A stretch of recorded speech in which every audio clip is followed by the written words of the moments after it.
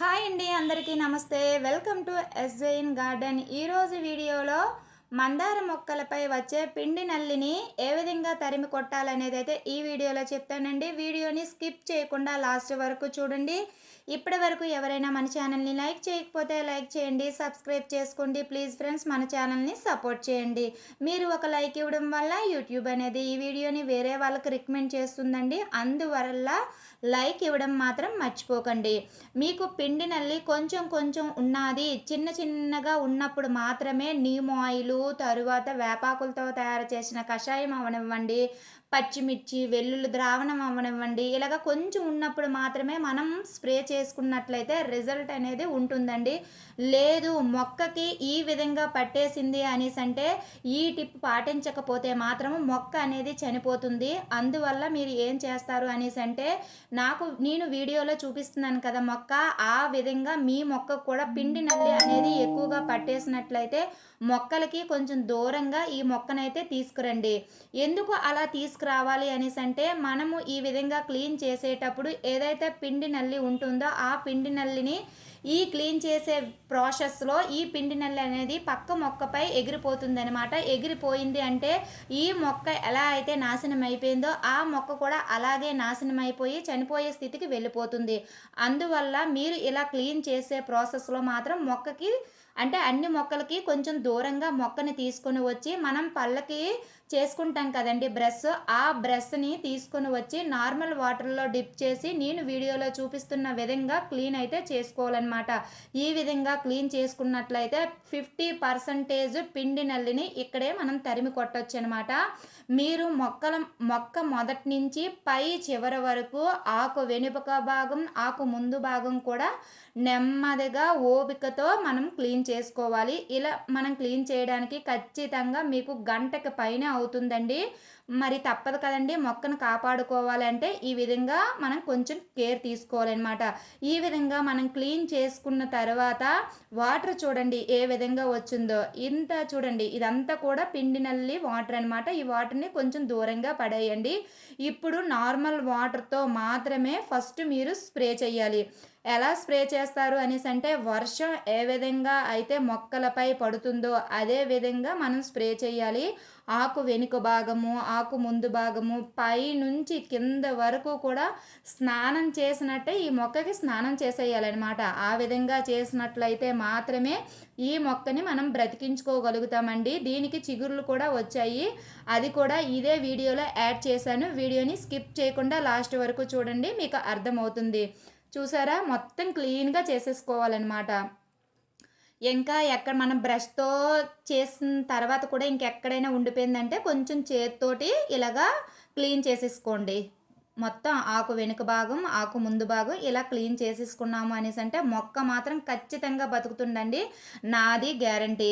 ఇప్పుడు మొత్తం మనం వాటర్తో స్ప్రే చేసేసుకున్నాం కదా. స్ప్రే చేసుకున్న తర్వాత ఈ పైన ఏదైతే సాయిల్ ఉంటుందో అంటే మనం క్లీన్ చేసే ప్రాసెస్లో పడుతుంది కదా పిండి నల్లి, అది మొత్తం కూడా పక్కగా తీసేయాలి. పక్కగా తీసేసిన తర్వాత మట్టిని అయితే లూజ్ చేసేసుకోండి. ఎందుకు అనేసి అంటే ఈ వాటర్కి మళ్ళీ ఆ పిండి నల్లి అనేది చనిపోదనమాట. అది పైన ఉండి మళ్ళీ ఇవి పైకి వెళ్ళిపోవడానికి ఏదో ఒకటి మన కంటికి కనిపించని ఏదో ఒక పురుగుగాని ఉండిపోయిందంటే మళ్ళీ పైకి వెళ్ళిపోతుంది. కాబట్టి ఇలాగా మట్టిని లూజ్ చేసుకొని మట్టి మొదట్లో కొంచెం పసుపు అనేది యాడ్ చేసేసుకోండి. యాడ్ చేసుకున్న తర్వాత అన్ని మొక్కలు ఎక్కడ పెట్టుకున్నారో ఆ మొక్కల దగ్గర మీరు పెట్టేసుకోండి. మనం క్లీన్ చేసిన మరుసటి రోజు చూడండి, మనం బ్రష్తో క్లీన్ చేసాం కదా, క్లీన్ చేసిన మరుసటి రోజు మొక్క అనేది ఈ విధంగా ఉందన్నమాట. ఇప్పుడు మీరు ఏం చేస్తారంటే పసుపు ఉంటే పసుపు తీసుకోండి, లేదు అంటే దాల్చిన చెక్క పొడి ఉంటుంది కదండి, ఆ పొడి తీసుకున్న ప్రాబ్లం లేదు. కొంచెం అటు ఇటైనా ప్రాబ్లం లేదనమాట. ఒక 5 లీటర్ల వాటర్కి 1 స్పూన్ పసుపు అంతా వేసుకొని మొక్కలన్నిటికీ కూడా మనం స్ప్రే చేసుకోవచ్చు. ఇదే మొక్కకు స్ప్రే చేయాలా అనే అవసరం అయితే లేదనమాట. అన్ని మొక్కలకి మనం స్ప్రే చేసుకోవచ్చు. దీనివల్ల ఎటువంటి అంటే ఈ పసుపు వల్ల మన మొక్కకి హానికరమైనది ఏమీ జరగదనమాట. అన్నీ మంచిదే జరుగుతాయి కానీ చెడు మాత్రం జరగదు. ఈ పసుపు మనము స్ప్రే చేయడం వల్ల ఇది ఒక యాంటీ ఫంగల్గా పనిచేస్తుంది. అందువల్ల మీరు మొట్టమొదట నార్మల్ వాటర్తో క్లీన్ చేసిన తర్వాత పసుపుని వాటర్లో డైల్యూట్ చేసి మొక్కలకి ఫస్ట్ వాటర్తో ఎలాగైతే ఆకు కింద భాగం ఆకు పై భాగం కూడా క్లీన్ చేశారో ఈ పసుపు వేసినప్పుడు కూడా సేమ్ అదే ప్రాసెస్లో క్లీన్ చేయండి.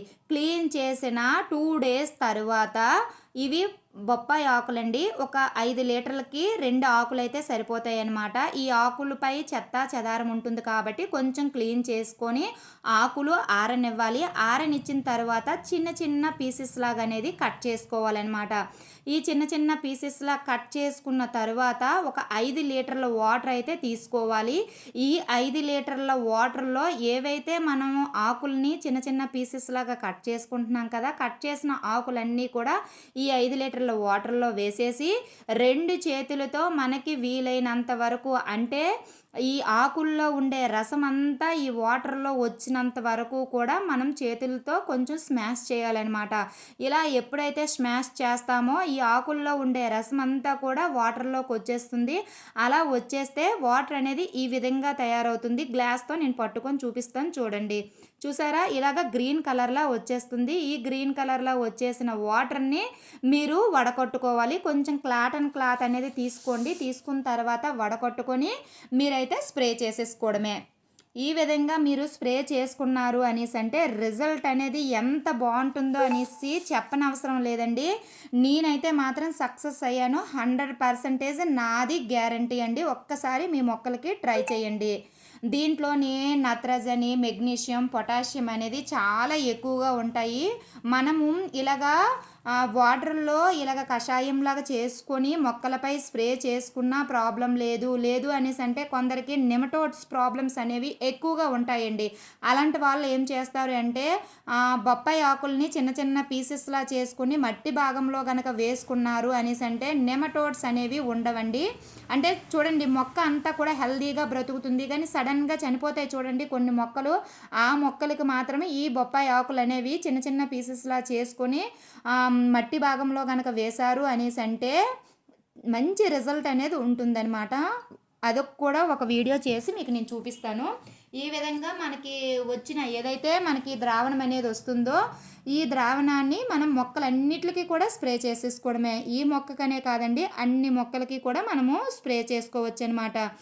ఇది స్ప్రే చేయడం వల్ల పేనుబంక, తెల్లదోమలు, నల్లదోమలు అనేవి పోతాయి. మంచి రిజల్ట్ అయితే ఉంటుంది. ఎప్పుడు మనం ఒకటే కాకుండా ఇలాగ మార్చి స్ప్రే చేసాము అనేసి అంటే వాటికి కూడా కొంచెం చిరాకుగా అనిపిస్తుంది కదా, మాకెందుకులే మేము వెళ్ళిపోతాం అనే టైప్ లాగా అవి కూడా పోతాయి అన్నమాట.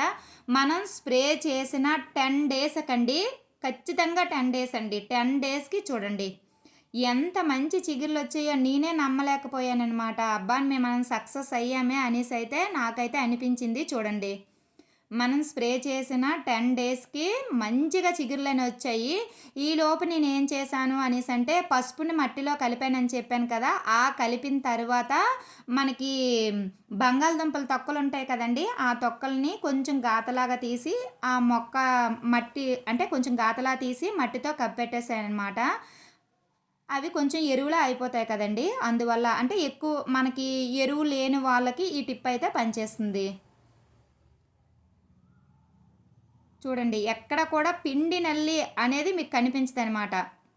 ఇప్పుడు ఈ విధంగా మనం చేసాం కదా, మళ్ళీ మనము వారానికి ఒకసారి లేదంటే 15 రోజులకు ఒకసారి మనము నీమ్ ఆయిల్ కనుక స్ప్రే చేసుకుంటే సరిపోతుంది.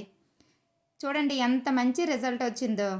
మీరు కూడా ట్రై చేయండి, మీ మొక్కలు కూడా కాపాడుకోండి. ఇదండి ఇవాల్టి వీడియో. ఈ వీడియో మీకు నచ్చిందని అనుకుంటున్నాను. ఈ వీడియో కనుక మీకు నచ్చినట్లయితే ప్లీజ్ లైక్ చేయండి, ప్లీజ్ సబ్స్క్రైబ్ చేసుకోండి. ప్లీజ్ ఫ్రెండ్స్, మన ఛానల్ని సపోర్ట్ చేయండి. ఇలాంటి మంచి వీడియోస్ కోసం మన ఛానల్ని ఫాలో అవుతూ ఉండండి. చూసారా ఎంత మంచి చిగుర్లు వచ్చాయో. ఇంత కొంచెం పెద్ద పార్ట్ అయిన వాళ్ళు ఏం చేస్తారంటే గార్డెన్లో వచ్చిన చెత్త గట్ట కొంచెం గాతలా తీసుకుని వేసుకుంటే అవి ఎరువులాగా పనిచేస్తాయి.